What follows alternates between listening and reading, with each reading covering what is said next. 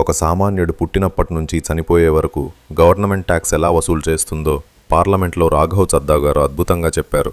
పసికందు పుట్టగానే హాస్పిటల్ గది అద్దెపై 5% జీఎస్టీ, సంతోషంతో మిఠాయిలు పంచిన 5%, చాక్లెట్స్కి 18% జీఎస్టీ, పిల్లాడికి బొమ్మలు కొన్నా, మొదటిసారి గుండు కొట్టించిన సర్వీస్ మీద 18% జీఎస్టీ, స్కూల్ బ్యాగ్ నోట్బుక్స్ మీద 12% జీఎస్టీ, మొదటి స్మార్ట్ ఫోన్ కొంటే జీఎస్టీ, నెట్ఫ్లిక్స్, సినిమాకి వెళ్తే పాప్కార్న్ మీద కూడా ట్యాక్సే. చదువు పూర్తి చేసి ఉద్యోగంలో చేరితే జీతం రాకముందే టీడీఎస్ కట్, హోటల్లో తింటే 18% జీఎస్టీ, హెల్త్ ఇన్సూరెన్స్ కట్టినా పెట్టుబడులు పెట్టినా ప్రభుత్వం వదలదు, వాటిపైన జీఎస్టీ వసూలు చేస్తుంది. కారుకుంటే రోడ్ ట్యాక్స్, పెట్రోల్పై భారీ వ్యాట్, రోడ్లెక్కితే టోల్ ట్యాక్స్, కష్టపడి ఇల్లు కట్టుకుంటే సిమెంట్ స్టీల్ మీద జీఎస్టీ, ఇంటికి ప్రాపర్టీ ట్యాక్స్, చివరికి పెళ్లి చేసుకుంటే ఫంక్షన్ హాల్, జ్యువెలరీ, బట్టల మీద కూడా ట్యాక్స్ లాగేసుకుంటుంది. ముసలితనంలో వచ్చే రోగాలకు కొనే మందుల మీద, వీలునామా రాస్తే ఆ లీగల్ ఫీజు పైన జీఎస్టీ, చివరికి మనిషి చనిపోతే అంత్యక్రియలకు వాడే నెయ్యి, చందనం మీద కూడా జీఎస్టీ,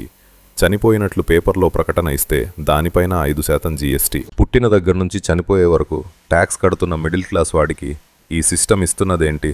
ఫుల్ వీడియో మన ఛానల్లో ఉంది, లింక్ కింద కామెంట్స్లో ఉంది, వెంటనే చూసేయండి.